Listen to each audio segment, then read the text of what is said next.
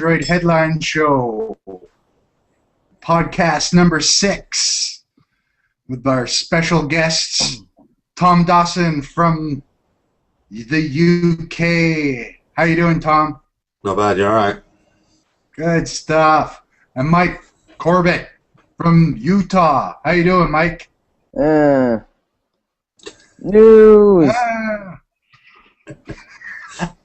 And then we have, in the other corner, Justin Diaz. He was just praying that this podcast will be great. And I just fell down. So far, so no good. Don't talk about. No Yackulics were hurt in the making of this video. That's right. Yet. I'd like to welcome our special viewers at home checking out our show.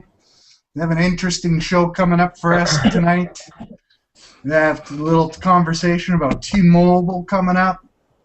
Google's latest acquisition, Motorola, HTC as well.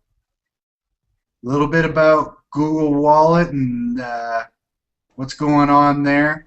And of course, what show would not be complete this summer without a talk about Samsung versus Apple. I'm sure everyone's getting a little sick of that, but I think we're going to maybe have the final conversation until the end of the trial. So we'll have it out tonight. Everyone will throw out their ideas, what they think about the trial and the ongoings and the trivial lawyers going back and forth and all the BS, and we'll hash it out on the podcast. Yep.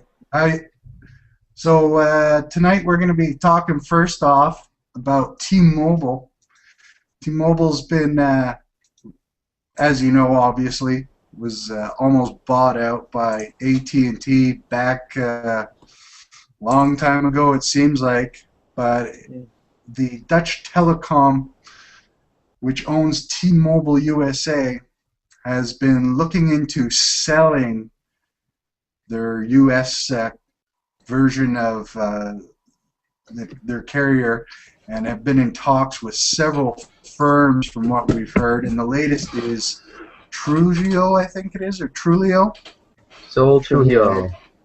And they're looking at possible financing.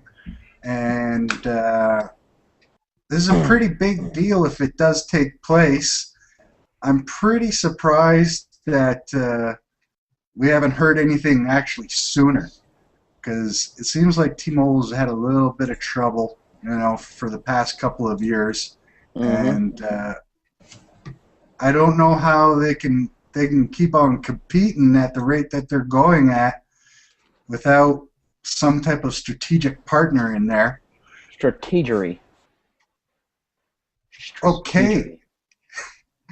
And we got Justin, who is an aficionado of T-Mobile, and he's heard a few things about this T-Mobile merger.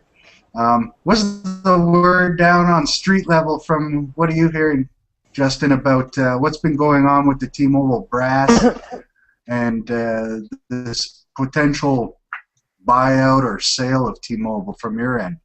It's funny because being an employee of the company, you think we know about these things firsthand from the company, but they keep that stuff. You're probably the last guy that knows it. That's exactly right. They want to keep everything completely hidden from the employees, because I found out about this information from reading about it on these articles or looking around on the web. I didn't get any of this from my own company. It's like they don't want us to know. They want to keep everything on the upbeat, the positive, so that they can keep our sales up. But everybody knows that sales are down. I know that sales are down, and maybe this will be just the thing that T-Mobile needs to bring things back a little bit. They've got a couple of other things in the works. I know that we're probably going to talk about a little bit later on in the show, but truly unlimited data may be coming back. That could be a good thing. They're working on LTE coming up this next year, and maybe this buyout from Seoul is just what the company needs to give them a little bit of a boost or an uplift to get them back in the game. So, right now, we're worth about $30 billion. We did gain some spectrum over from the AT&T that fell through. And we know from last last week's show, I believe we even spoke on a little bit of the deal between Verizon and T-Mobile that we're gaining a little bit of spectrum from them as well. So, Yeah, wasn't it a spectrum trade? Yes. There's it's more of a spectrum sharing, if you will. So they're not really giving up any, and they're not gaining any. We're sharing. So it's like we're getting some, but we're not having to give anything up. So it's sharing. Yeah. I mean, both companies are getting a little bit of a gain. But Sol Trujillo, who apparently owns, a few other phone companies, US West Communications, Orange, SA, and Telstra, which is out of Australia. So, if they end up picking us up, could mean good things, could mean bad things. They're just going to have to wait and see what happens. It'll be interesting to see whether it goes through. I mean, AT&T obviously was a huge fail. That didn't happen, and the FCC of course wasn't going to let it happen. But I don't know. Who knows? Have you heard of any other potential buyers interested, or is this really the first one? No, there were a few that they positioned off from other companies. I believe there was actually another Mexican. I believe there was actually another Mexican company, telecommunications company, that they had positioned or propositioned to buy out. Sprint was a rumor that was going around for a little while. Sprint. Even Leap Communications, who owns Cricket, was a rumor. That was pretty far-fetched, but that was on the grapevine. And there was a Russian carrier or telecommunications company that was apparently on the works for a potential buyout. So there's been a lot of people they propositioned. I mean, there's been a lot of talks. So we know that they're hemorrhaging, users and customers. I think it was down a couple 100,000 users last quarter. What was the number? They're down for sure. I mean, they have a couple things going for them. I mean, they get pretty. I think they get pretty decent up-to-date handsets, and they have obviously the most competitive rates. But updated handsets, is that like the Galaxy Note? What's the Note? Dropped. You shut your mouth about the Note. Nobody cares about that. Okay. Who was the first person to get? Not even the people coming into the store, I bet. Who got the first Nexus phone? Who was it? That's right. It was T-Mobile. Okay. How long ago was that, buddy? That doesn't matter. Who got the Galaxy S3 first? This sounds. Technically, they got the first, two Nexus phones if you count the G1, which I do. And the Nexus S. Ouya. And the that phone called? The G2. That was kind of cool. That phone I counted sucked. as a Nexus phone in a way. Yeah, but I counted as a Nexus phone. What seems to be the major problem, though, Justin, with them losing so many customers? Is it the network that where the issue, you think, where it's starting to where the falter is? It's coverage. It's always been coverage. What doesn't seem to be a problem from 3 or 4 years ago seems to be a problem now, even though it was really still the same issue. I mean, coverage never really went away as a problem, but for whatever reason, it didn't seem to be affecting T-Mobile as bad as it is now. I don't know why. I mean, I've been working for the company for 5 years, and it didn't seem that when I first was brought on that it was a major problem. I mean, we were gaining customers, but now it seems to be like we're losing tons of ground, and I don't know in part if it has to do with some of the plans that we offer, or. Let me ask you this, buddy. Now, this is kind of a segue into our next conversation here about T-Mobile's testing some new names for a potential new unlimited 4G data plan they're talking about. Now, that could be really large for them. An unlimited 4G plan probably would bring back a lot of customers. I don't even think we need to debate on, how exciting that would be. People away from Sprint. That would really, really honestly kind of throw things in a little. I mean, that could gain a lot of ground. I can't tell you how many customers I get on a daily that complain about throttled data, even when they don't really need it, but they still like the idea of not having that there at all. And we also get a ton of customers that are constantly looking for home internet replacements, but it really doesn't work as a viable option because of the fact that there's a throttle cap. I mean, if there were no throttle cap, there are a ton of people that live within the realm of, decent enough speeds that they could use it as their home internet connected to their game consoles and their laptops and multiple devices and not have to worry about throttle. there was no throttle, I mean, they wouldn't have to worry about usage limits in terms of speed, and it's definitely cheaper than Comcast, so it could work. You know, not for everybody, but it definitely could work for a lot of people, and we lose those people because of the throttles. You know, I'm sorry to hear about Sprint having truly unlimited data all the time, and because we're like, well, Sprint has it, Sprint's got it. I'm like, yeah, but their bills are also more expensive, so I don't know. You weigh all the options, but I think it's great if they bring it back. They definitely need something, and that could be, you know, one good tool. That rumor just kind of came out tonight. Yeah, I just saw. And it just kind of broke that there's a possible that T-Mobile's thinking of bringing back the unlimited 4G data plan to customers. I think it was kind of a mistake by T-Mobile myself that they got away from that in the beginning and tried to go with the tiered data pricing. When, you know, AT&T and Verizon, they got the customer base and the network that they can pull off a tiered data pricing. When you're the number 4 carrier in the nation, you're trailing behind Sprint, who's offering, you know, unlimited. You got to offer something else on the table, especially when your network's not up to capacity. And I think them getting away from that unlimited network or unlimited plans was probably, you know, one of the things that drew customers back over to the other carriers. Because honestly, the pricing isn't enough. I mean, and then there's not a lot of advantages to go with T-Mobile over the other carriers. And I think that was a fatal mistake, and that probably is one of the reasons why they're revisiting it. I think that's right. I mean, I get and understand the reasoning behind them trying to move to tiered, because that's what the market was doing, and they wanted to try to play their hand at it as well. But it's obvious that it didn't work. I'm surprised things didn't go back the other direction sooner than they are. I mean, tiered data plans have been around for the last year at least. They've had them. So why not 6-8 months ago? Why? I mean, it's not even out yet, and it's a surprise to me that it hasn't been out for almost 6 months. You know, I mean, it's obvious it isn't working. Even with having these cheaper plans to offer to customers, it still doesn't make any difference because they still complain about the coverage. If they had truly unlimited data where there was no speed throttle, they might be a little bit more enticed.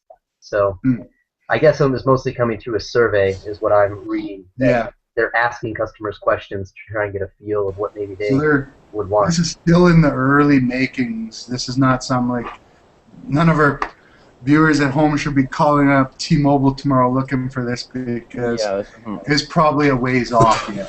What I'd like to know, it's going to happen though. I mean, I'm sure customers are seeing this and they're going to come in and they're going to start asking questions just like they always do. I'm gonna make a forecast and I'm gonna say it's gonna be your new Christmas plan.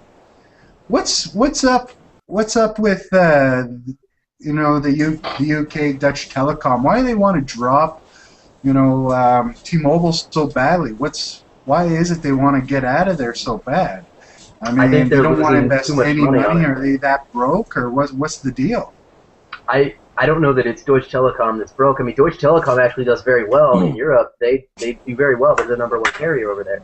But they probably are losing more money by keeping T-Mobile on. They probably want to unload it because their net's not doing anything for them. Let's get a perspective from Tom here. Tom, how is T-Mobile Deutsche Telekom over there in your neck of the woods? How is the quality of service and how are they doing? Well, Orange, I think it was Orange that bought the UK T-Mobile arm from Deutsche Telekom a little while back, but they're not. Yeah, they're quite good. My dad and my mum are on T-Mobile, and their service and coverage is pretty good. But then again, in the UK, it's more of a level playing field. You know how you could talk about unlimited data plans and stuff. I'm on an unlimited data plan. My dad's on an unlimited data plan. Everyone's on an unlimited data plan, and the prices are pretty much the same across the board. The only real thing is the selection of phones, which is pretty standard at T-Mobile like it is everywhere else. But the field's a bit different in the UK. There's no real monopoly. Sure, there's one carrier that's bigger than another, but there's a carrier just below that's almost as big as that. So it's not the same kind of field, but they're still pretty good. T-Mobile get better 3G coverage. I can't believe I'm talking about 3G, but they get better 3G coverage than I do on O2, which is annoying. But I get more data, so when I do get it, I can use more. Do you think maybe some of this buyout stuff might be because Orange bought them and they want to unload that North American market, which is super competitive. Well, I think the parent company, Deutsche Telekom, have just been kind of selling off their smaller arms. So I think I'm not sure. I mean, I think that it's probably got something to do with close to home, but obviously, like I said, it's a different field. So over here in the UK, they were allowed to buy T-Mobile, but they weren't allowed to absorb them into anything else. They were just allowed to kind of operate them as a separate entity. So the average consumer doesn't notice anything apart from the fact that if you're on Orange or if you're on T-Mobile and vice versa, if you've not got coverage on Orange, you'll get coverage on T-Mobile for free. You have to pay for roaming. That's the only difference. You don't have to. There's no kind of user-facing difference, and the government was quite clear to them to say that you can't make a mass monopoly on the market. But it's very different over here because over there, T-Mobile have to kind of struggle to compete with the likes of Verizon and AT&T because of coverage and things like this. We don't have a problem like this over here. I mean, the only real network that's bad for coverage over here, I suppose, it's 3, but they've been getting really better in the last few years. So over here, you can go and buy any phone, go to any network, and you're guaranteed coverage on 3G and everything because everything just works. Except for you got no LTE yet. Yeah, you'll have to talk to Ofcom about that. All right, guys, let's move on to our next story. Our next topic that we wanted to cover was actually broke earlier this morning, or yesterday, as we would say. Google, Motorola is looking at cutting 20% of its workforce, and they want to refocus on better and fewer phones. Some of this I have a little bit of, like to throw a couple of pokes in there, but I'll just give you the facts straight off. And the New York Times reported that they want to cut about 4,000 employees, do some major restructuring, and cut some of their U.S. operations as well in Beijing, India, and Asia. And what they're looking for these cuts to accomplish is the CEO said that the restructuring, it's intended to get Motorola out of the low-end phone section. Oh, and why? Come on, I like the They saying. want him to cut it down to a few cell phones instead of a dozen. He wants to go the HTC way and get into the higher-end phones and also focus in on making better devices with nicer cameras and better batteries, and voice recognition was something that they were very interested in. And the brief interview that he had done with the New York Times is reinforcing the idea that Google and Motorola are still going to keep separate, and they want to just narrow down their phone line and stick on to I guess higher end devices, which I'm a little bit surprised at considering how many higher end devices Motorola's put out this year. Yeah. How many would that be exactly, Mike? Two? This year? I mean, and you have to think though, they're not really that high end of devices considering. We have the Atrix, which is a mid-range phone. Could be classified. Okay. It's like at the lower end of high. And okay. Then, so it's Photon about Q, the mid-grade phones. Now, what's the second device? The Photon Q. That's the one that's not in 5 days. So they've put out one device so far. So they're definitely on track for making less phones. And I think the Razr Max. Razr Max was last year. This year, don't be fooled by the different colors. I know. You okay there, Justin? I just couldn't remember. Yep. Fine. There's been so many different colors of the Razr Max that came out this year. I think it confused you. Because the Razr Max came out last year. Those fools got me. They got you. Well, they've gotten everybody that, they've just announced that, they were going to make less devices when They can't be making less devices than they're already making now, because that would be zero. Because right now, Yeah. as it stands, there's been one. Oh, and hold on. number You're two wrong. is still You're coming. wrong. The Razer Max was released January 26th, 2012. So Okay, but it was barely announced. It was a announced. couple steps into 2012, and we Okay. got that device. So I was right. We've had 3, I've- and one of them's not even out yet. You know, I'm okay. Let's talk about this before I go off too far. But is this what they really need to be doing? Is this? Yes. Are they really making that many low-end crappy devices? Yes. Absolutely. Everything on T-Mobile is a low-end piece of junk. That's precisely why we don't even carry a Motorola phone right now. Because they suck. For the first few years of AT&T's life of selling Motorola phones, forget it. No.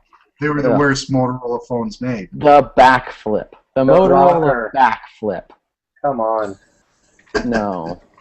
The Charm. Save and the Charm and Both- the Defy and Both the Defy clicks. XT, Actually, the all Click, 3 the clicks. Click XT, The Click 2.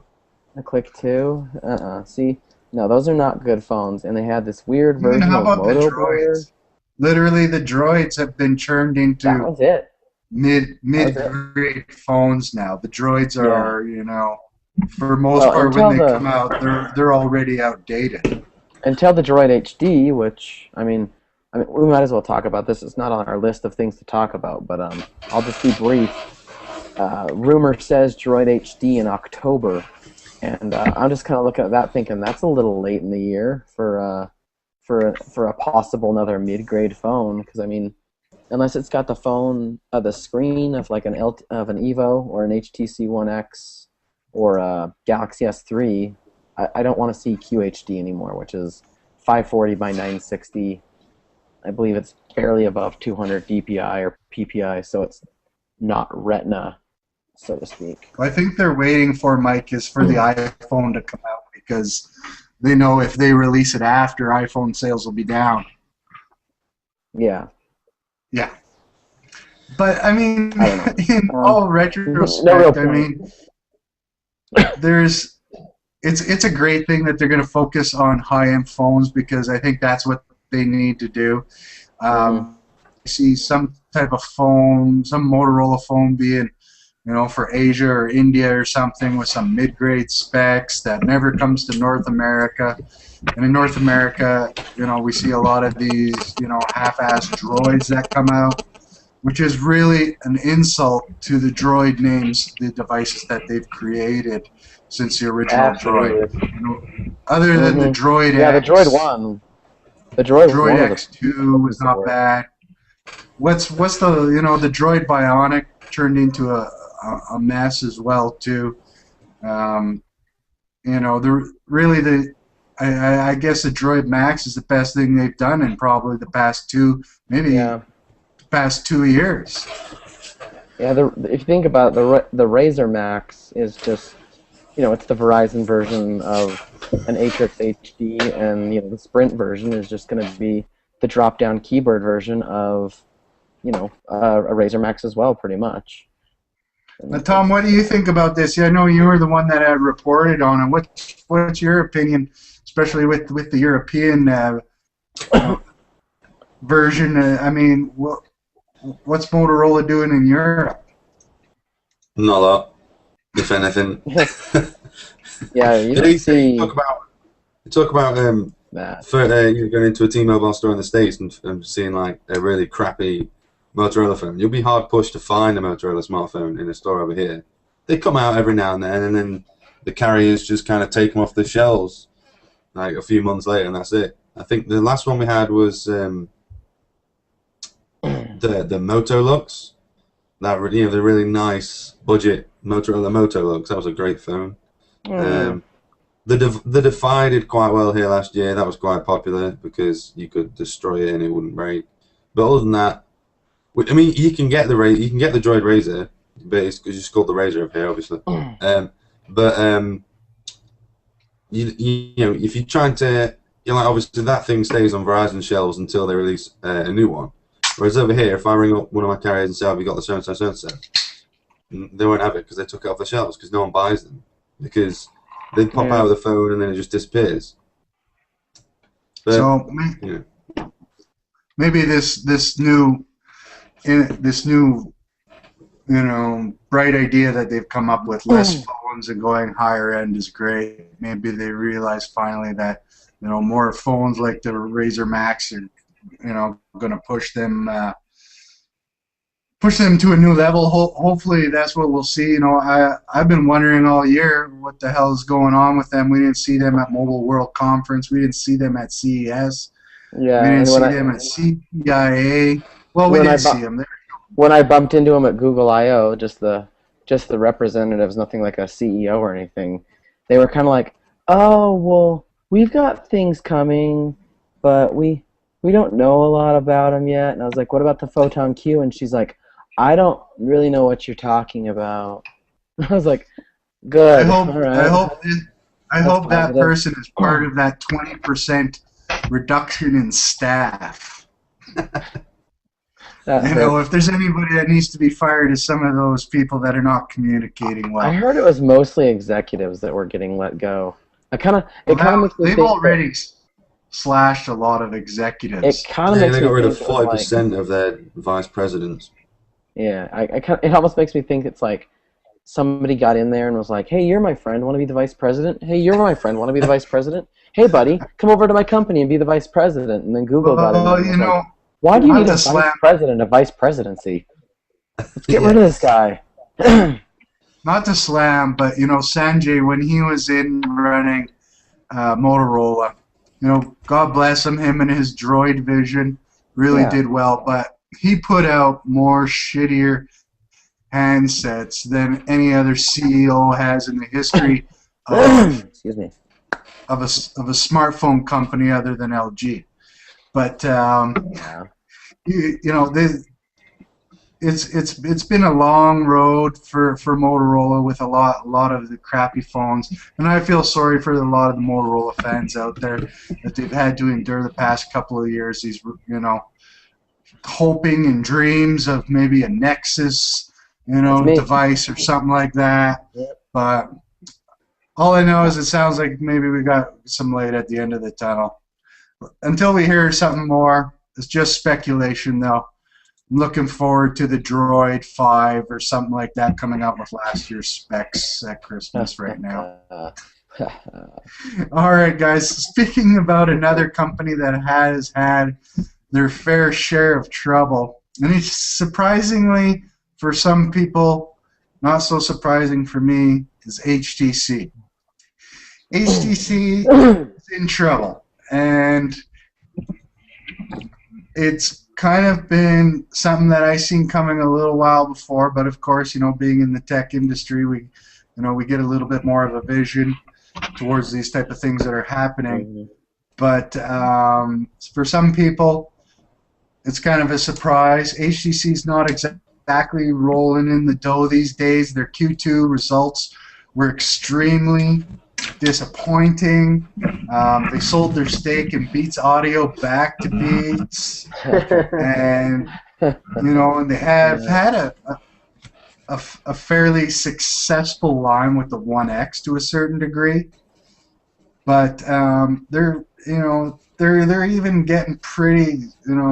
The financial state is where the government's even thinking about helping them out a bit. And sales have even been down in July, which, honestly, I'm kind of surprised a little bit because the HTC One series is a fairly decent series of phones if compared to last year. Last year is when the real issues started for HTC, when they decided that they could go out and just refresh their old product line and tell everyone that these were brand new, awesome Android smartphones and they should go out and buy them. And obviously, that didn't fool too many of the consumers. And even though it was last year, you got to understand a lot of the way that the sales work is that by the time some of these proceeds of these sales come through, and and inventory and so on like that, and as well some of their deals start to finalize and come through. It's usually sometimes into the next year by the time the stock all gets moved out, and that's where we're at now. And there's alarm bells ringing off even in the stock market. They're starting to, you know, fall. And I mean, just for July alone, sales are down 45% from last year when they had shitty phones out. I mean, that's pretty bad when the X1 is, you know, 10 times better phone than anything they had rolling out last year, and sales are down 45%. Now, yeah, it's a little bit lame. What's going on? And let's ask Justin here, because he's at the retail level. How's HTC selling in T-Mobile world? You know, the 1S started off really strong, but it dropped quite considerably, I think, in my opinion, once the S3 came out. I don't sell a whole lot of 1Ss. You know, I try. I definitely try. I try to pinpoint people that want a great camera and the still shot photos via video and the Beats audio, but none of those things seem to matter really much to people. I mean, they keep asking, well, what's the best phone, or, you know, what's going to be really good for this, and it just seems that they gravitate a lot more towards the S3. We get a lot of people coming and asking about that. Not a lot of people ask about the One. So, I'm pulling for HTC. I like their devices. Their style of devices is great. You know, I like the way they look. I think they make sleek phones. But we sell the Galaxy Blaze more than we sell the 1S, which is astounding. That's pretty bad, buddy. I mean, the Blaze is a good phone. Don't get me wrong, but you would think that the 1S would sell more. It's a high-end product, and it doesn't. It's sleeker. It looks better. They've been declining. It's got the aluminum back. Ugh. What do you translate? What is the issue? Is it just Samsung's blowing it out of the water with their marketing? Can't compete. What do you think it is? It's the marketing.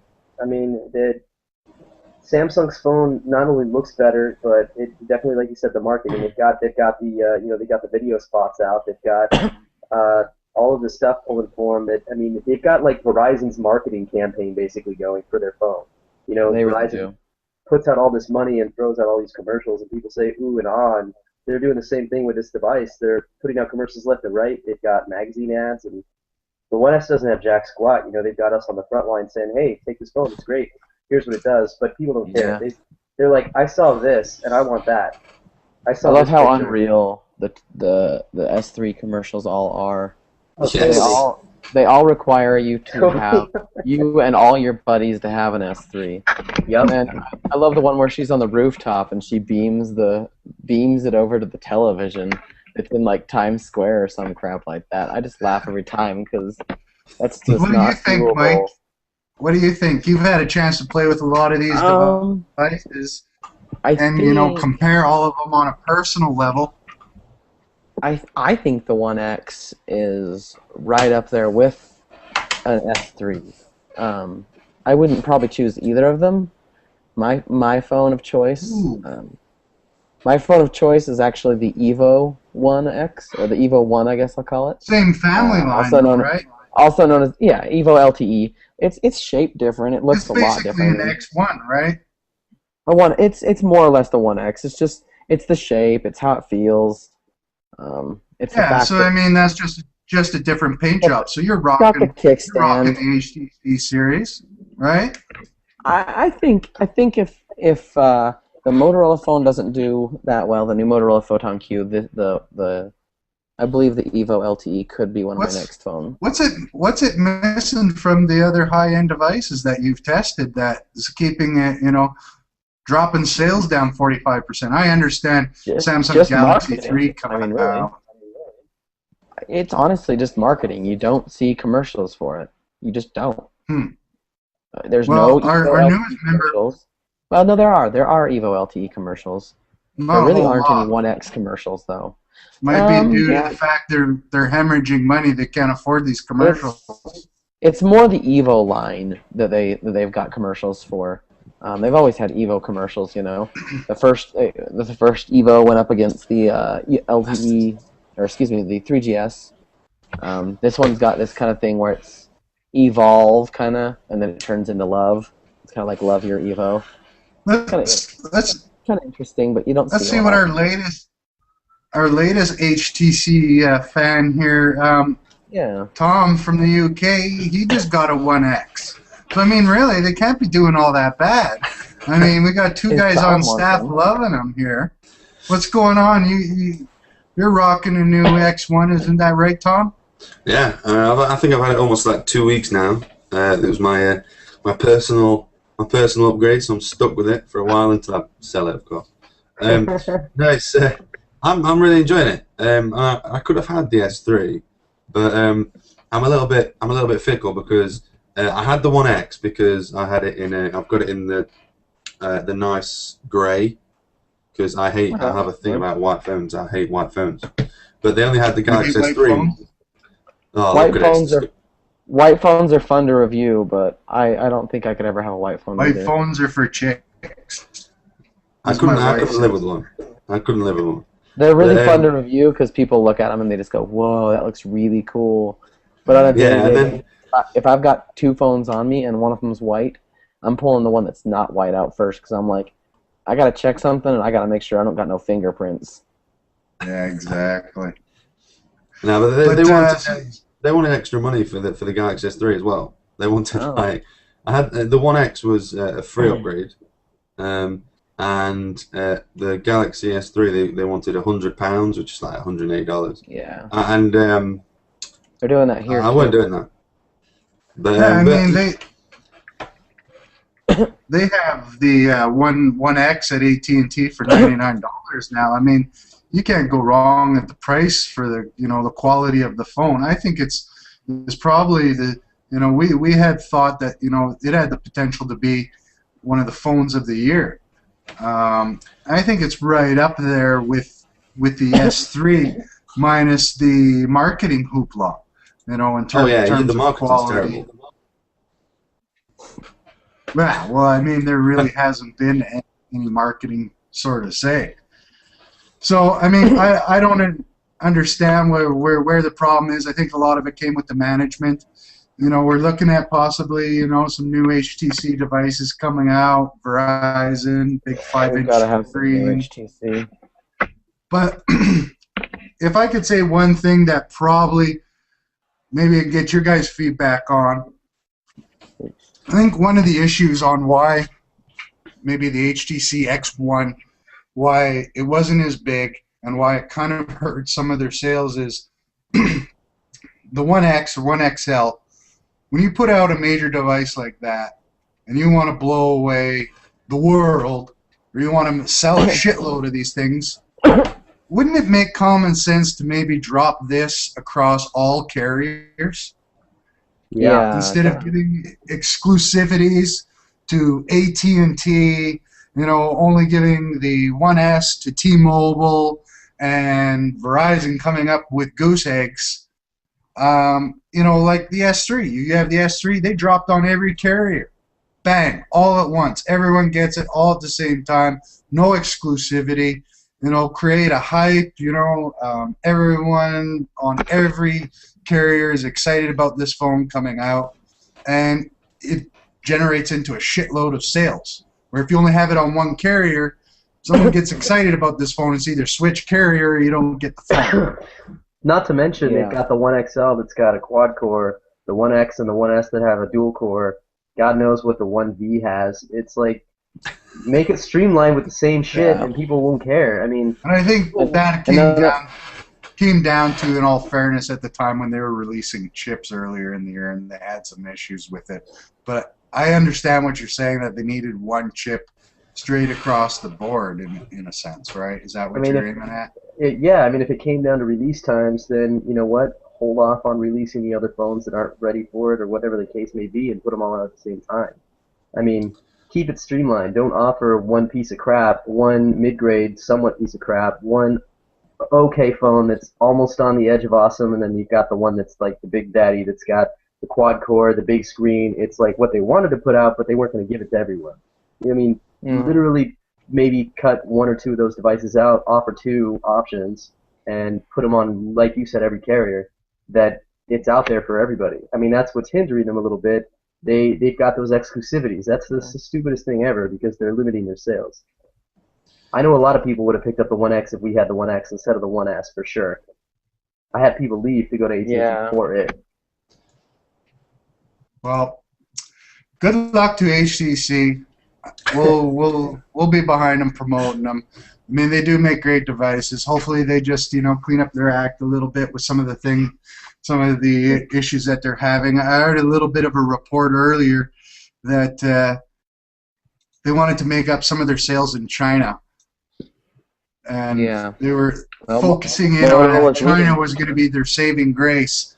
I'm not so sure about that, but we'll see. I think you have to have special things to get into China. Special features on your phones and stuff. I know the Motorola ones all head into China with like super powerful. I don't know. Yeah, China Mobile's a pretty what. it's a pretty like lockdown market. It's a competitive market too, like super competitive over there. I mean, even those they're not an easier market than the North American market. That by far none. So they're gonna have their work cut out for them. Knowing they pulled out of what, Brazil, HTC recently, somewhere else too. Interesting. So I think good so. luck to them. All right, guys, let's move on to our next topic I wanted to cover. The Google Wallet update had rolled out. Justin, you had covered it. Now supports all major credit cards and debit cards. What's the deal with that? You now basically can just add your bank credit or debit card onto it. It's not out on the Nexus 7 yet. The update supposedly, is, I guess at this point, Nexus S and Galaxy Nexus specific. I haven't seen the update roll to my 7 yet, which is weird. It's on Verizon phones too. But which Verizon ones carry it? I guess whatever. I Probably guess just carries the the wallet Galaxy. already. But yeah, it seems to be just those two. Anyway, it's great. I was excited to see the ability to add my debit card onto it because I like having that extra Google Wallet funds card to put money on here and there. For me, it was kind of a nice little way to be able to forget about $40-$30 and then when I didn't have my wallet on me, I could say, oh, you know what, I might have this. It's great. But not having the option to put my own credit card in there at all was kind of a little bit of a letdown. So Yeah. it's awesome.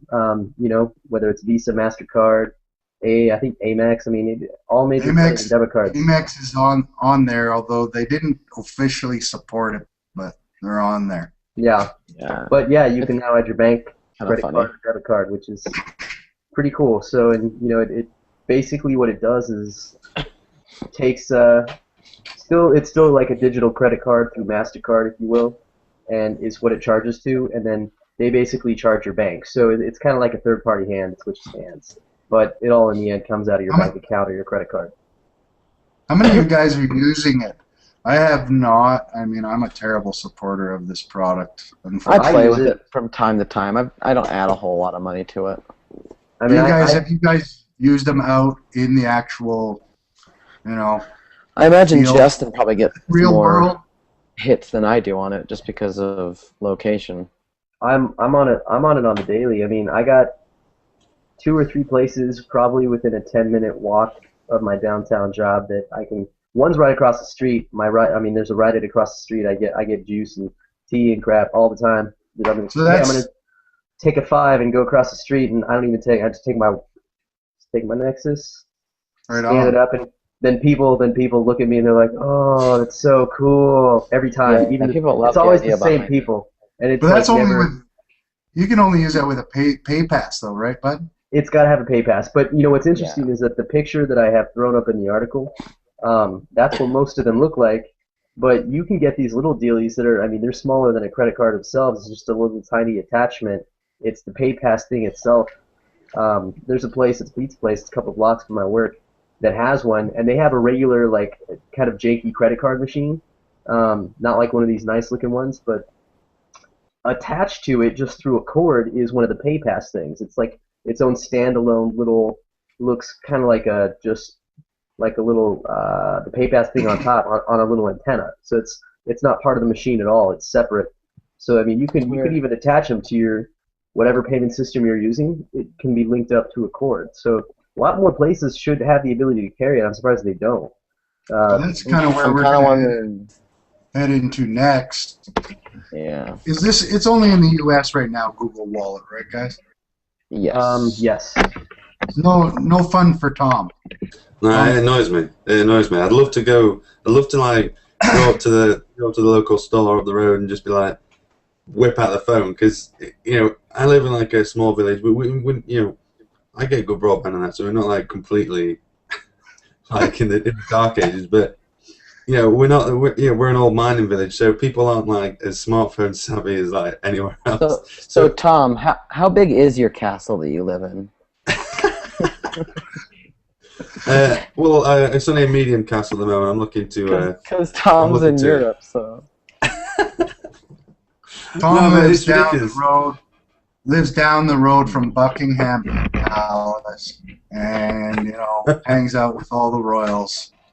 So, Yeah, Castle. I'm on the same estate. It's made of stone. When was the last time you saw Russell Brand? You guys hang out? you shot pool with them last night, didn't you, Tom? Do you know the cast of Harry Potter? He does. Yes to all of those questions. It's a well-known fact that because we're a small country, everybody His knows. second everybody. cousin, twice removed from his nephew, is David Beckham. Yeah. Maybe the most important question of the podcast tonight. Can you introduce me to Professor Snape, please? I want to meet this guy. No? I've got some choice. Well, you know what? That's it. I quit. Hello, Harry Potter. Let's hit Missed back. the Let's hit Anyway, back to Google This went Wallet. from Google Wallet. back to Google Today. Wallet. And that's why Actually, Google let's- doesn't support you. Exactly. You won't You don't- introduce us to You don't want to David. introduce us. All You're right, introducing guys. us to the wizards. Keeping all the magic for yourselves. Okay, Doctor Who. Anyways, the major U.S. carriers and Google are forming a mobile payment committee so they can research and talk about mobile payments. The four major carriers, don't have to say who they are, announced that they're going to be getting a trade group, the Electronic Transaction Association. And the idea behind is get a committee, get all the players around a table, and ask everyone to take off their company's hat, put on the industry hat, talk about what the issues are behind mobile payments. Because one of the problems is, and while we love, Google Wallet and what it does is that, it's only on certain devices, only on certain carriers, and it's not like an app where people could use it on other operating systems as well. So it's not really a centralized system, and a lot of consumers haven't shown interest in mobile payments because of this. And it's really a kind of, I think the main problem is that there's Square payments, there's PayPal payments, there's Google Wallet payment, Google Wallet. There's, and then you have your own retailers doing their own things as well. Yeah. And there's really, not like an ATM machine or, or something like that, something more standardized that we can, pass off to the consumers where everyone knows that this is a trusted application. It can be accessible from everyone. It's a familiarity thing. Standardized. Sorry, Mike? I was saying it's a familiarity thing. You look at an ATM and I can get money out of there. Whereas if you see, you can pay with PayPass, you're not exactly sure what PayPass is, let alone what it does. And I mean, if, and PayPass is used with, what's the name of that company again? Oh, yeah, MasterCard. Anyways, some small company. But, not everyone's using that. So, what about the Amex guys? They're talking about their own mobile payments. Visa's got their own stuff. Discover. And Verizon this is wants the to problem. do their own mobile payments. Yeah, and then the carriers want to get in on their action because they want a little piece of every transaction. The banks want a piece of the transaction. The mobile companies want it. And the problem is there's just too many of them. I mean, literally, if you were to take all the mobile payment solutions and put them at one checkout, there'd be no room to check anything out. You'd have a robot So- running the booth. Exactly. What do you Well, I want mean, that we person don't in need we don't even need a robot running the booth because we have the pay passes, right? Self-checkout scanners. But Mhm. still, something standardizing needs to be done. And part of the problem is there's so much money involved. It's going to be really hard to see that one technology or operating system or carrier is really going to be dominant. At least I feel. I mean, Google has the right ideas, a lot of bright stuff, and it's nice to see they're working with the other carriers. But I'm not so sure that the other guys are going to be so gung ho out of this. What do you Yeah, think, so- Mike? I mean, you've seen some of the other ones. You've played a little bit with the other payments as well. Not much actually. I've used mostly Google Wallet. I've read about ISIS though quite a bit, and I've read about a couple of the other ones. I mean, you got PayPass on Mastercards, like you're saying, so that's just kind of that thing. I kind of feel like if Google wants to go big and really succeed at this, they need to start offering the carriers something better. I mean, that's at this point that's got to be what it is that the carriers are just saying we don't want to do it because what are the rewards type thing, et cetera, et cetera, et cetera. In a way, I kind of wonder if Sprint actually is only succeeding with it because they've got the exclusivity. If it stopped being exclusive, I kind of wonder if Sprint would stop caring as well. What about you, Justin? How are the consumers reacting? Do you get much questions about mobile payments and stuff like that? Other than you promoting it because you use it? Here and there, we get people that that know a little bit about the carrier billing options and stuff that T-Mobile offers, but it's not a very large expanse. It's not a widely used service, like you said. Besides me kind of plugging Galaxy Nexus, Google Wallet. Hey, have you checked this out? I mean, when I work there, I can't do it too much, and at the same time, we don't offer anything that has the Google Wallet app on it. None of our phones, not one, carries it. So we don't have a lot of questions about it. We also don't have a lot of information for people on it. I mean, half the people I work with don't have any idea. They're like, "What? What is that?" They're like, "You Tom? serious? I mean, you work in the cell phone industry. You at least don't know what it is. You don't have to use it, but you know what it is. You're gonna get these questions." I had a guy at AT&T say the same thing. He was like, "What is it?" I went in there asking him about it, and he just had no idea. Also, it's scary to people. I mean, they see it as one more way for them to either have identity theft created for them, or they get their money stolen. I mean, it's unknown, and it's fear the unknown. I mean, my thing is when I tell people about it, my responses that I get are a lot about, oh, that doesn't seem very safe, or it doesn't seem very secure. And I'm like, it's really, honestly, it's no more insecure. Neither did your shopping debit card online. 10, 20 years ago.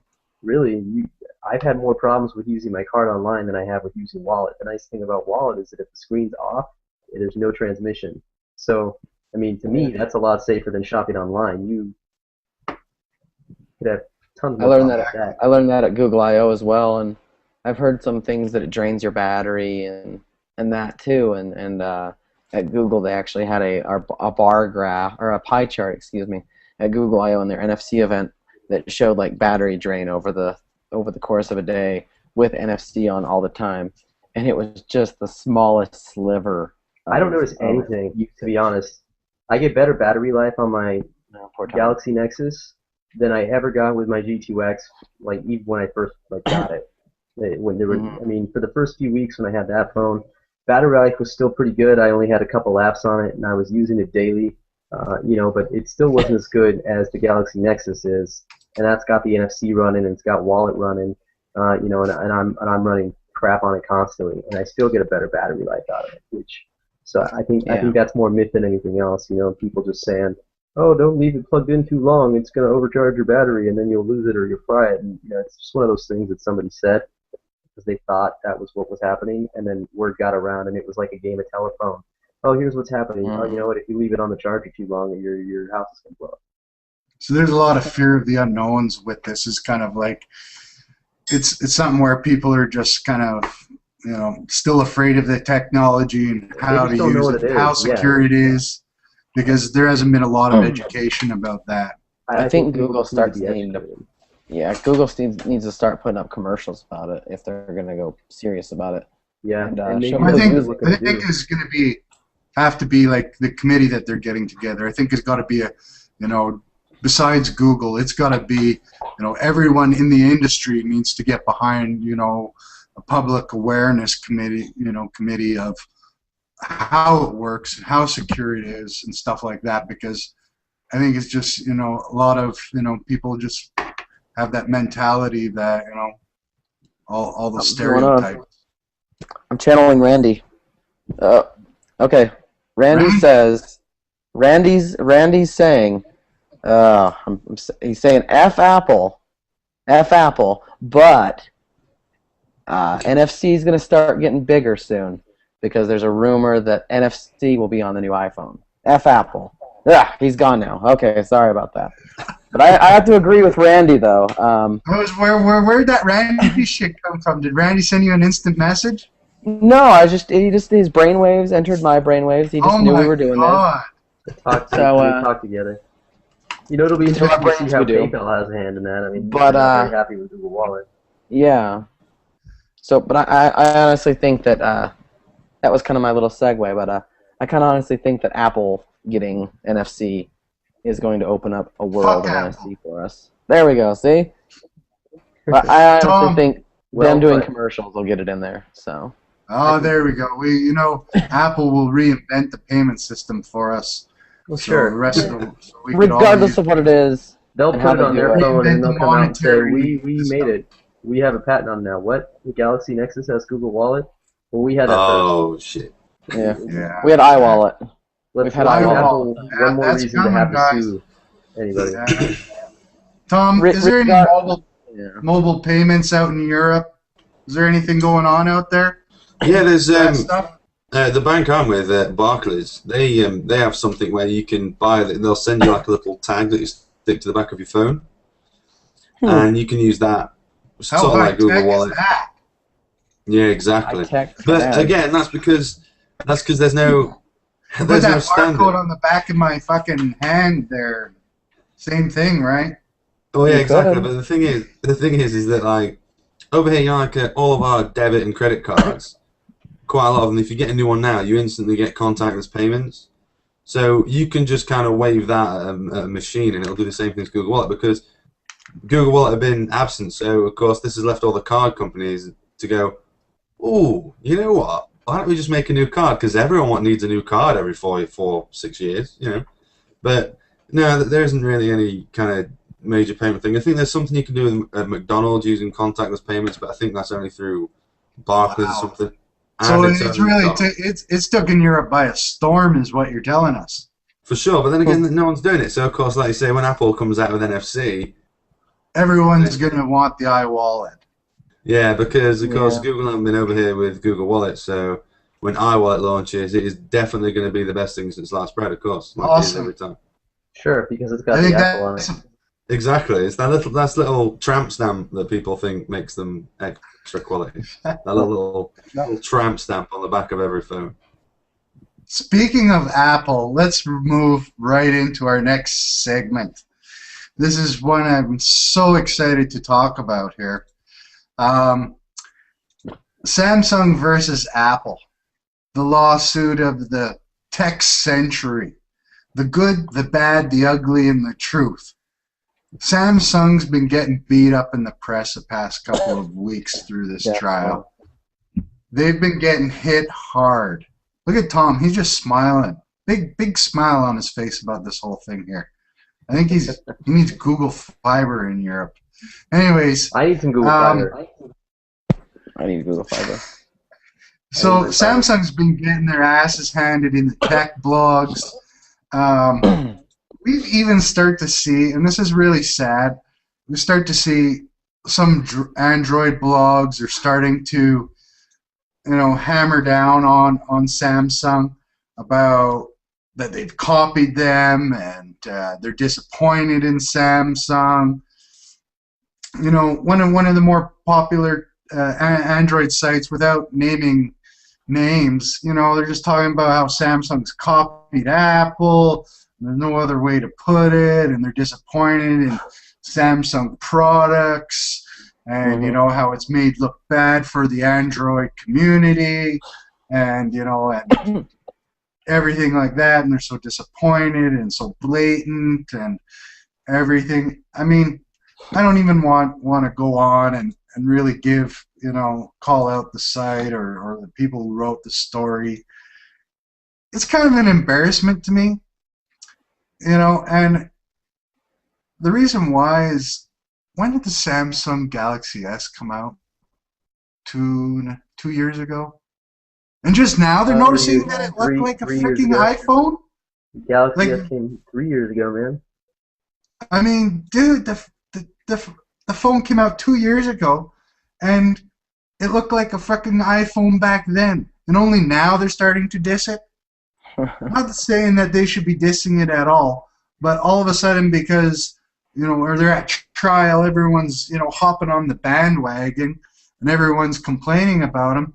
I mean, it looked like the iPhone back then. The you know, the TouchWiz, you know, looked like iOS back then.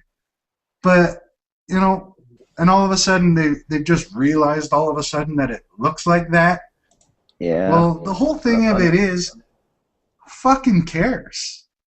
Seriously, who cares? We're talking about the first freaking, you know, Galaxy S is long and gone.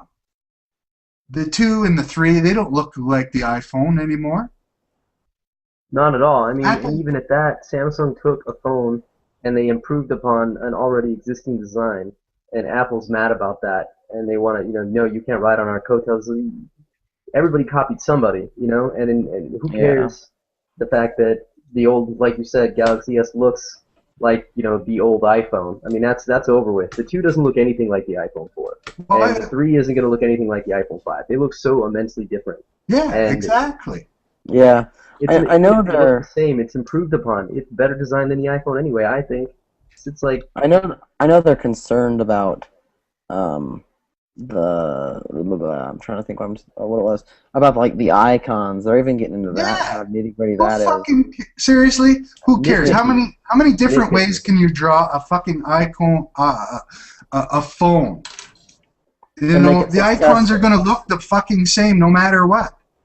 You It's know, kinda like they Ford. copied them. Really? Did they really copy them? I mean, how many different ways can you make an icon for a phone that isn't gonna look like the other one? Seriously. Yeah, I was listening to some different podcasts about that, and one of them brought up the great point of, it's kind of like Ford at this point going and saying, like, if Ford was like, hey, everybody, we made the car first, so, you know, anybody that's made a car anytime recently, you need to Take a pay up. look at TVs. They all look the fucking same. You don't see these guys suing everybody, right?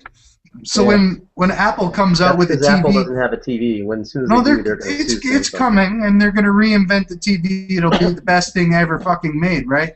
But so Samsung should be able to sue them because they're not making the corners, you know, squared or something, or jagged, because, you know, Samsung should have had the, you know, the square TVs. They own the right to them.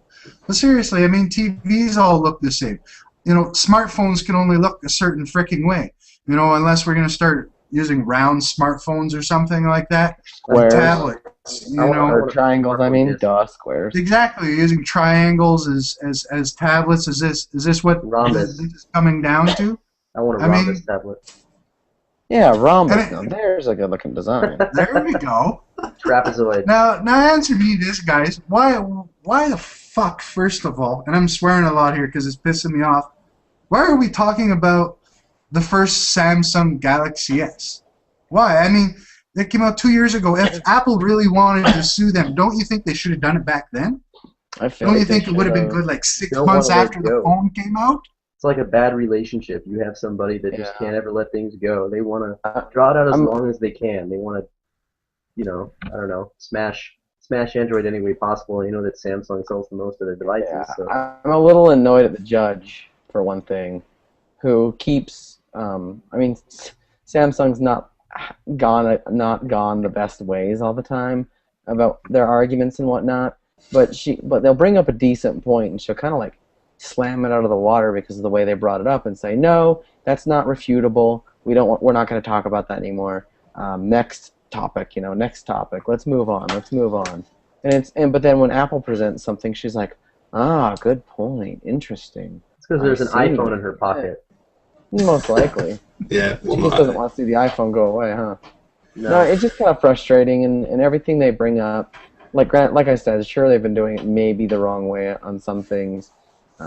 Their argument, I think it was like Tuesday or Wednesday, about them having photos and the iPhone or Apple changing the look so it looks more like an iPhone, and then them taking pictures and being like, well, we took it Sunday night, and then she's like, it's dated for Monday morning, and they were like, well, Monday morning of Sunday night. That's what we mean.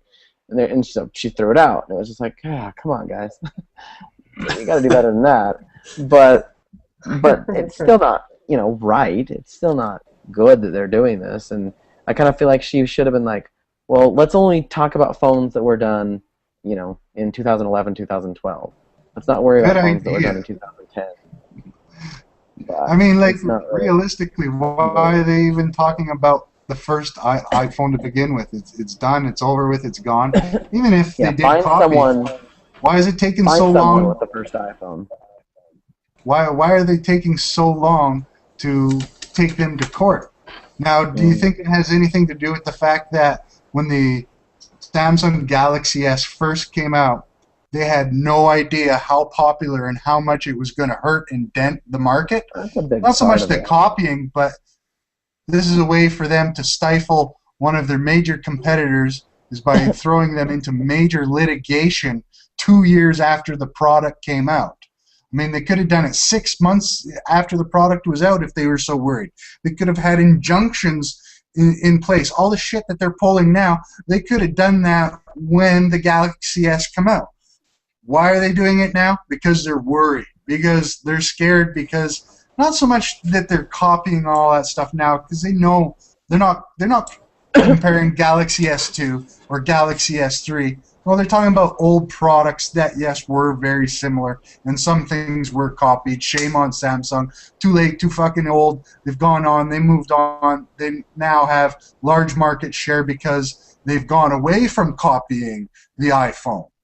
But why are they doing this now? Is because they are trying to throw the fear of litigation and, bully Samsung as well at the same time. You have to think... Yeah. Apple's definitely worried. Why do you think that this whole case, you think it is about the measly money that Apple is going to get from Samsung? Because they're probably not going to ever see much money at all. Because neither side is really going to lose. They're going to appeal. There will be judgments. It'll go back and forth, settlements. Most of the monies will go to the lawyers. This whole thing is a huge PR Apple fucking commercial trying to put down Samsung in every way that they can in the eyes of the consumers to believe that a Samsung product is just a copy of the Apple iPhone, which is long and far gone. What Lexus is doing with their commercials for cars, there's only one Lexus, you can't make a copy. I mean, that's what I think. That all I can say is that when Apple comes out with their TV, it better be upright like a goddamn iPad. If it's to the side, Samsung better come in with a lawsuit for sure. I mean, how do you think this is gonna? How do you think this is gonna affect Samsung in the long run? I don't think it's gonna affect them all. Their slow doesn't slow down at all. The S3 is still the best selling phone out there. I mean, I sell it like hotcakes. They're still, $630 at retail, $600 at retail. It's more expensive for T-Mobile than anywhere else, and we still sell a shit ton of them. They're not slowing down at all. They're not losing any ground. I know Apple wants it to happen, but it's not. I mean, they're still popular. People come in and say, "Oh, can you have the S3?" We have people for weeks asking, "You got the S3 yet? You got the S3 yet?" Nope, not yet. When are you guys going to get it? When can I look at it? I don't know. Next day, same person. When are you going to have the S3? Is it here? No. Like, people like it. They love it. They want it. It's like a need. They have to have it. So, unfortunately, this kind of game that Apple's been playing isn't working. And I'm on the front line seeing it. You know, People want the device. It's you cool. know, more importantly, I think about some of this trial is the patent stuff, which really hasn't been talked about lots. You know, the patent is turned into a real three-ring circus, and it's the patents that can actually, you know, have more effect than some of this bullshit that they've been talking about. Where do you think, Tom? What do you think where these patents are going to end? Do you think that Samsung is probably going to have workarounds for this, or they're going to pay them? There were some stories about, you know, they had already, you know, had some cash offers. They wanted $30 per smartphone, $40 per tablet. Where do you think's going to end up with this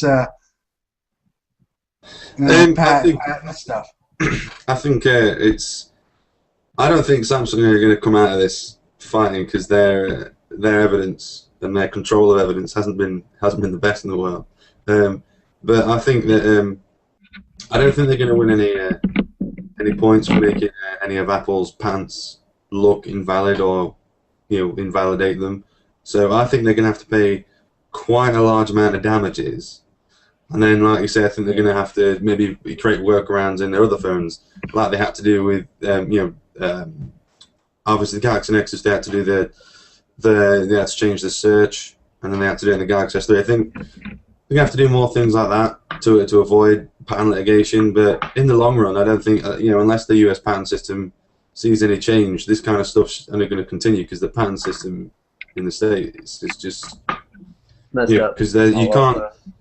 Oh god, yeah, it's just ridiculous because you can't. There's a quote that you can't patent just math, which is essentially what software is. So Apple can't roll up at Google's door, knock on the door, and goes, "Oh yeah, that Android thing you've got on a server somewhere, we're going to sue you for that," because you can't do that. But because Apple ship everything with every iPhone, they can patent their software things because it's a sold device, which is why they can sue them for all the Galaxy phones in the world.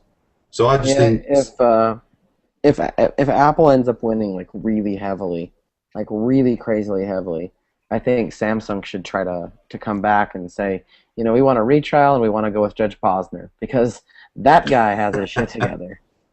Yes, to bring out Richard Posner, then I think either that, or I think he might maybe just do it just to pique his curiosity, and then just throw it out in Samsung's favor. I wouldn't be surprised if Posner did something like that. Yeah. Well, I'd like to say that I don't think you guys are going to see the end of this trial anytime soon, because any judgment that has been placed will be challenged and try to be overturned. They don't actually have much time left. The judge gave them, what was it, 35 hours or 42 hours? No, I'm saying saying that they're going to appeal whatever the judge's decisions. I'm just saying we're going to hit down to the wire on this case, and then there will be more. Yeah. This thing probably won't be settled for years by the time an actual settlement actually takes place, and we'll probably milk the shit out of it so bad that no one will even care when one comes. You know, and at the end, I'm not even sure what Apple's whole goal with this, you know, what it is, because it's the only people who are going to make any money out of this is the lawyers. I guarantee you by the end of the day, because one guy having one patent, the other guy is going to end up all washing out in the end. It's a big PR nightmare, and that's what it boils down to. Who's right and who's wrong at the end of the day? You know, Apple has their thing, Samsung has theirs. Where does it end? We'll see. I think we've had enough of kind of boring the viewers and our readers with all of this crap. There's only so much you can say about it, only so much you can be interested in about. Are you guys getting sick of hearing about it? I'm boring. Justin, what do you got to say? I'm getting sick of hearing about it. I'm tired of hearing about Samsung and Apple litigation. Let it go already. You know, I mean, either come to a settlement and just move on with life, because, like you said, the Galaxy S2, the Galaxy S3, you know, the Galaxy S4 when it comes out probably next year isn't going to look anything like future Apple iPhones. I mean, that ship has come and gone. It's done with. So finish it up. I mean, quit trying to drag Passes it the out already. past, move on. It's like a Exactly. scorned old girlfriend that can't move on. Exactly. Oh, yeah, you should drag things on. Or just current girlfriends that never let things go either. You know? Exactly. All right. Like all women. No offense to anybody out there that's listening. I love y'all. But, Love y'all. stupid Samsung and Apple. Just get it over with. Continue making decent phones, you know? End it. Anyone want to throw their last parting words? Because barring from every Samsung phone being banned in North America, I'm done with it. I'm ready to puke if I talk about it Unless something anymore. major comes up that's just like, can't believe it. And it's going to have to be like either Samsung is in a lot of trouble or like Samsung just won the day. I don't think we should talk about it much more. Yeah, it's Yeah. it's pretty And I much beating think- a dead horse. It's the same thing. You know, in all retrospect as well too. I have a hard time, feeling sorry for these billion-dollar companies that are crying because they lost sales to the other one. Oh, terrible! You know what? If you're losing sales, come out with a fucking better product, you dumbasses, instead of going to your lawyers. Jesus. I know. Yeah. Anyway. Droid Mike time. Droid Mike time. Let's get in. What do you got on here? We got a few things you want to talk about here. Yeah, today I have, earlier this week I suppose I received, it was earlier last week. Anyway, it doesn't really matter when it was, but I do have the DoDo Case. It's DoDo. DoDo. That's a great name. It's ironic because it makes it so your case doesn't go extinct. Or so your tablet doesn't go extinct, I should say. But It doesn't endanger your tablet. make sure your tablet doesn't go the way of the DoDo. The tablet's not in here right now because these pieces right here, I don't know how well you can see those on camera. These 3 strips right there, really sticky. So I've got a couple other case reviews to do, and this is just one So is of that a them. major DoDo?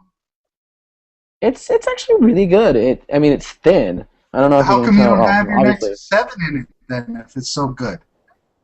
just because, like I said, I got a couple other case reviews to do, and it was so sticky that it was hard to pull out of the case there. It's Is that really a bad nice though. It's thing, though, really Mike? thin. Is it like too sticky? Did it leave residue It's on the back? No residue on the back.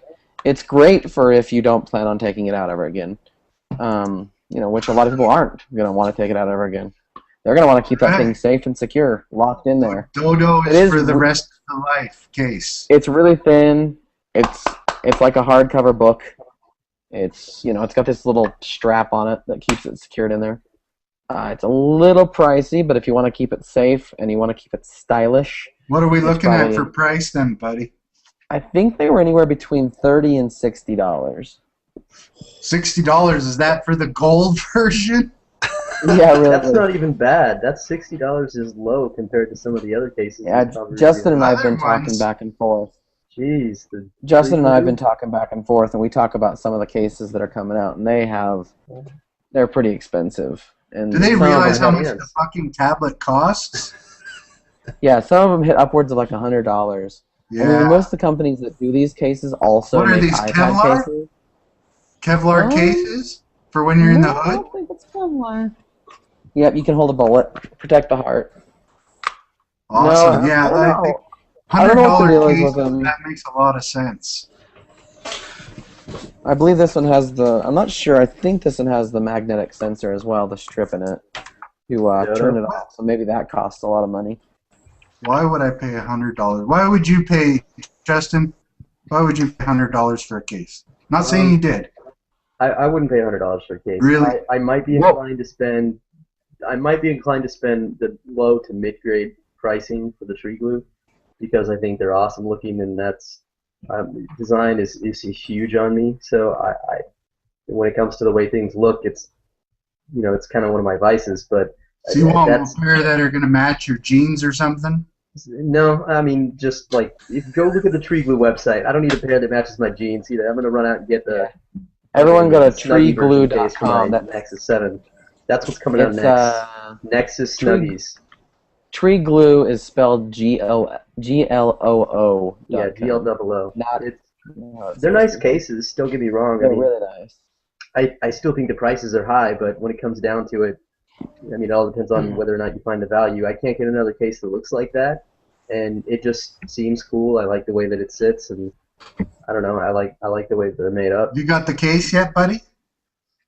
I've not got it yet, and I don't think Justin has it. I haven't. I don't think I'm getting a review unit, so I don't know that I'm going to fork out the money anytime soon for one. We'll have you, Mike. You got one. You got one coming in that you could show us one of these. Coming still, yeah. I've got a couple different cases coming that'll be on the show. DoDo Case. With your Rolls Royce cases there, I'm gonna have to check it out. I had to do the welfare thing and go with the Google Nexus one. Yeah. Well, even that's $20 though. I wouldn't pay $20 for that case. Yeah, it's better than nothing. That's the thing. You know, I mean. Yeah, it's like a cheap condom, is what it's like. Kinda. So, you should be doing this. The no-name condom that you get at the pharmacy. You had to get like the cheap Walmart brand. Exactly. And it looks pretty sad. I'm sorry, but I love the Nexus 7, but that case, my God, they must have been using the Apple Foxconn Chinese workers on overtime to put those things together, because those are just the saddest looking cases that you could put together. $19, you know where Google's making their money. It's on the cases. Because that thing's worth about 13 cents, including shipping. Nice. That's what I can say. My next little piece is Chameleon Launcher, which is still in beta, and it's only really for those who paid money on Kickstarter right now. Damn it, I want to check this out. It's really, really cool. It's got the kind of the home interface, and it's got a lot going on for it. It looks really nice. It's got right now. It's only got weather, Instagram. I've played with it. Yeah, I've actually got it running on the Nexus 7. You show us? Kind of hard. Yeah, I should be able to show you.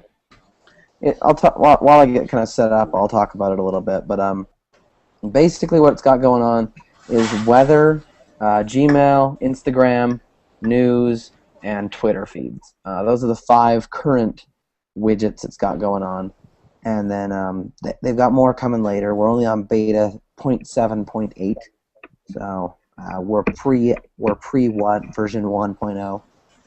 When's the HP version coming, Mike? It's not actually yet working on the touchpad. Let's see. I just had something open on it earlier about the touchpad, but it's not open anymore.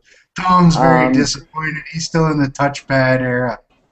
For some reason, it just doesn't work. It's not. Hey, by the way, my touchpad works again. I left it in the closet for a month.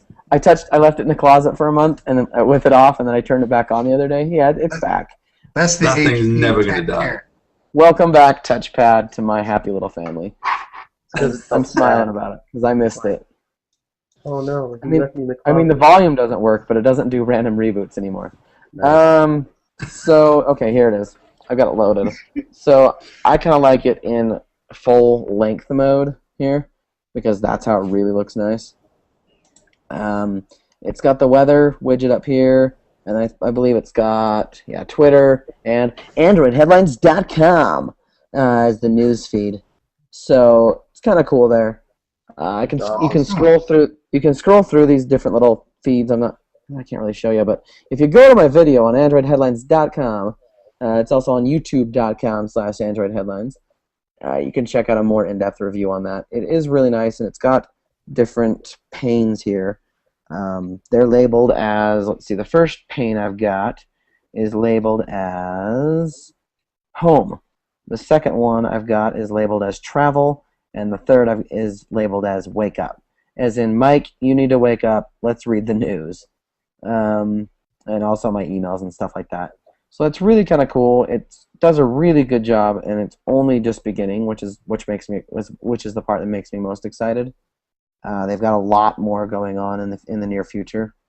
And looks pretty exciting. Some nice quality UI there.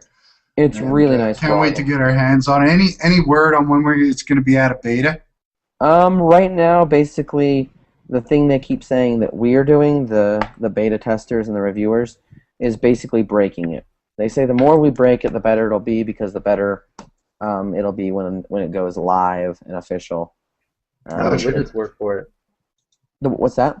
Widgets, like how do widgets come into play? Like, you go into the App Store and keep scrolling on regular ICS and JB, you eventually get to the widgets tab, and you can just press and hold and drag the widget. Does that come into play at all with that?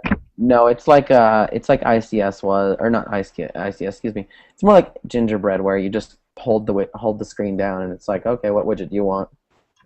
You add to it. Okay, so it's a lot different. I don't know if that's going to change soon. Right now, they also don't have folders, which I talk about in my video.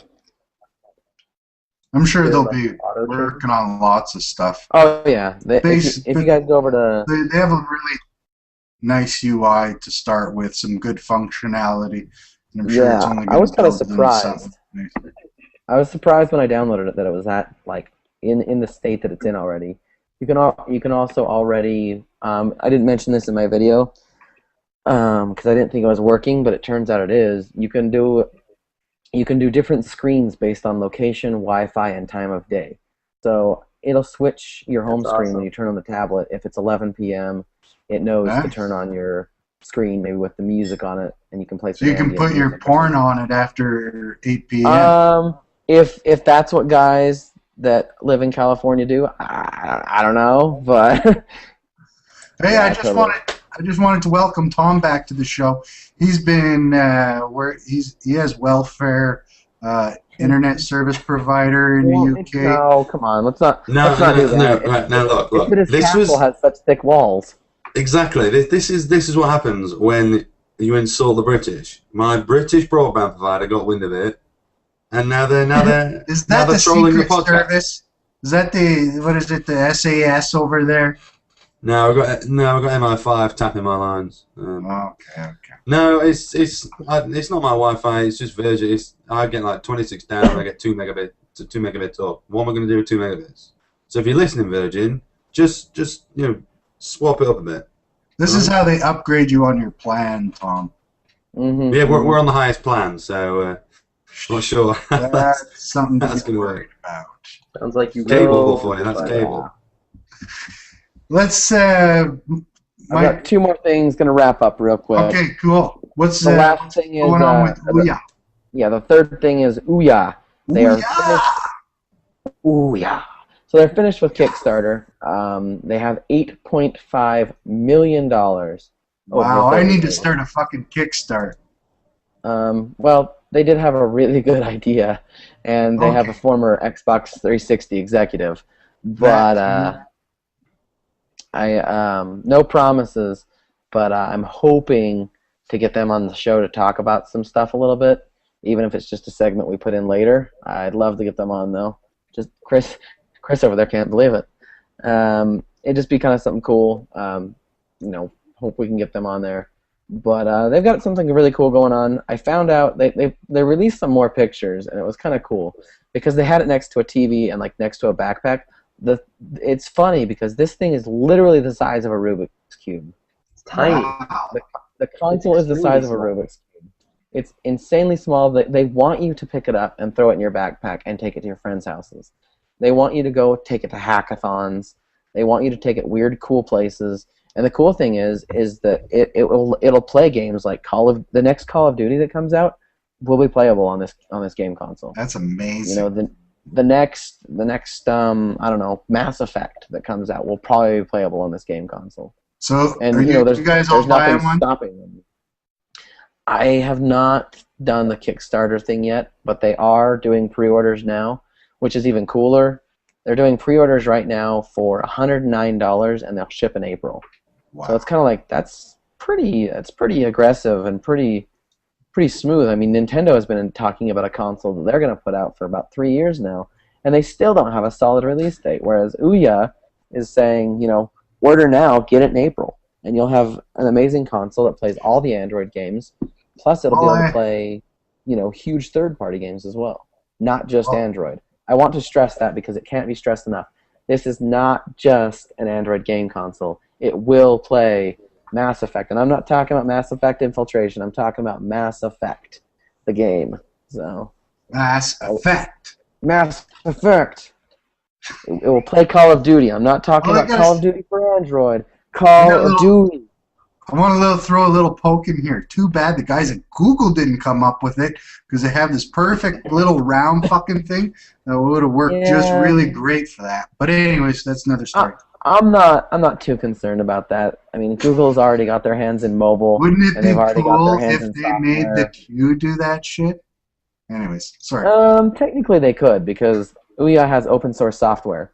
So if XDA developers get a hold of the Ouya software, the Q that me and Justin have sitting around, Just saying, doing things here and there, could eventually do something really cool.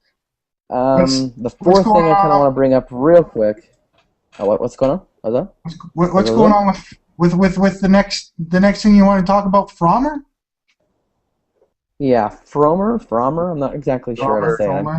I was gonna say I think it's Frommer. Farmer, yeah. Anyway, so a long time ago, this guy came up with these guides, and one of his first one was how to live in Europe, or how to live in Europe as a traveler for $5 a day. I think it was like $5 a day in Europe or something is what it's called. Basically, he's kind of built up this huge empire. He's still alive. I checked today. He's 85. He's old. It's like, whoa, dude. He was in the Euro Trip movie. I don't. Wow. Yeah, he's in Euro Trip. Arthur Frommer. Yep, and I guess he works for Google now, but they purchased it from Bet you he makes more than $5 a day. Yeah. The funny thing is, I woke up this morning and read the news. Wall Street Journal claims that Frommer to be bought by Google soon.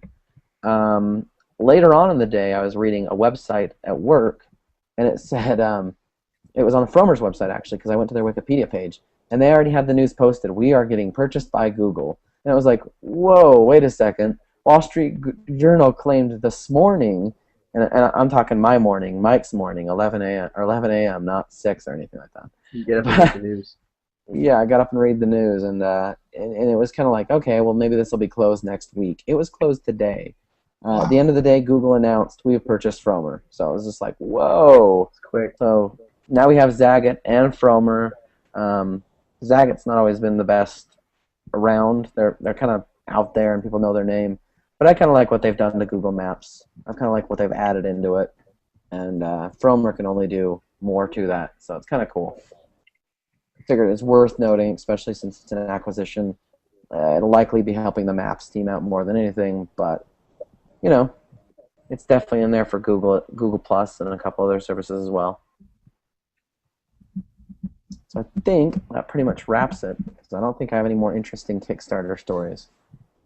And nobody got acquired in the last 5 minutes, so I think that ends it for me. I think we also got, next week we'll talk about the Galaxy Note 10.1 coming out, even though it's not much of a surprise. Samsung really likes to do that, Everyone knows it's coming, and they hold this big press event to announce something that everyone already knows about. It's like, oh, wow, the Galaxy 3's out! Shit, we knew that 3 months ago. Okay, thanks. Anyways. It's kind of like the S2 in UK. They were like, or in Europe overall, they were like, hey, S2, and then they launched some big event in America to let everybody know the S2 was coming. It's like, well, it's been. We didn't know. It's been in other parts of the globe. Not new. Not at all. Alrighty. All right, guys. We're gonna give away some cases today. Not a whole bunch of them. Cruiser Light. Any case. Cruiser Light cases. Let me see. I got one hanging around here. You can see that it's got a nice droid on it. It's really good, high quality plastic on this thing. They don't turn to like shit or yellow. And they're really sturdy, but they're not one of those ones that feel like a hard chunk of cheap plastic. Feels like quality $1 million plastic. Anyways, Cruiser Light. Good friends at Cruiser Light. $1 million. Yeah, our good friends at Cruiser Light. We got a Galaxy S3 one. We got another Galaxy S3 one. Galaxy S3 one. Galaxy Note, and a 1XL. So if you want one, email us, androidheadlines@gmail.com, and we'll get you fixed up with some cases. the first 100 emails will get one. No. No. You don't got that many. I don't want to hire spams. Just email us and say which one you want, and we'll get it. The first 5 people to email which one you want, we'll work on fixing you up. And if we don't return your email, that means you lost. There's no more left. That's it. Next time. Just go to cruiserlight.com and buy one for yourself if you can. They've got some sweet shirts there, from what I've heard too. They do. And they got Nexus 7 cases coming, I hear, and they got some beanies.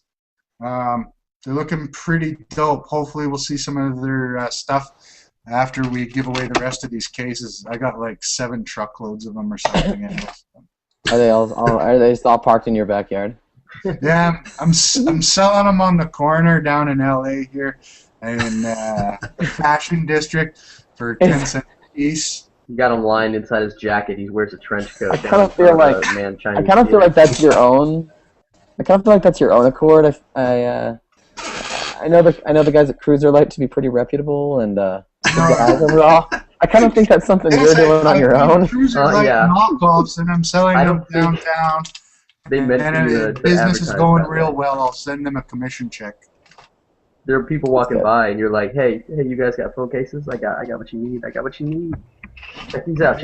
Only $5. Only $5." Slinging them. No, but in all reality, they're good cases. So no, they're definitely really email us. Yeah, I've got one for my One X. Oh, see. Where's yours? Show it off. Hang on. I have so many cases for my One X. I can't decide which one I like. This is what we call a paid product announcement. Oh, look at that. Beautiful. That's pretty nice. No, they have some. It's still got it's got a nice soft touch finish, which is quite nice because quite often when you get the TPU gel cases, that sometimes they're either like really slippy or like the other way around. But this is a nice balance. It's nice soft touch. Yeah, they make nice stuff. All right, guys. Anything else anyone want to add before we head off? Oh, I just got a message from Best Buy email, and they wanted to let me know, or let everyone know. Best Buy is watching the show, and they sent you an email to read on excuse me. I didn't mean Best Buy. Scratch that. Rewind. GameStop. Got an email from GameStop. $20 off a new Asus TF300T, which I don't know why they didn't just call it a Transformer Prime, because that's what it is. So $20 off a new Transformer Prime Android tablet plus 5 free games if you go into GameStop through Sunday the 19th. Not the biggest deal. Mike. You heard it here first. Mike Corbett, not the biggest deal. Not the biggest deal. Breaking news. Still a deal. It's still a deal, and the games are top of the world games. You can get Cordy, Riptide, Shadowgun, Sleepy Jack, and Sonic CD. So those are all top tier games. Last year's games. Yes. Top tier games. Yeah. Wow. That sounds like a deal. It's like, hey, we're gonna going to give you that this free shit deal. right now. Yeah, really. Yes. If you're not ordering it now, you're not being wise. So I don't know. Maybe if you were. Mike got pissed off. We were badgering him too much. He just took off. I had to take I've had enough. you guys. I shared my GameStop breaking news. I'm going to go share this with CNN and CNBC instead. Look whose castle's walls are thick now, bitch. Oh my god! I think I'll stick to my Nexus 7. It was a terrible deal. Exactly. All right, guys. Thanks a lot for joining me. We'll see you next week. And for everyone at home, in the meantime and in between time, that's it for the Android Headline Show. Thanks a lot, guys. See ya. See you later.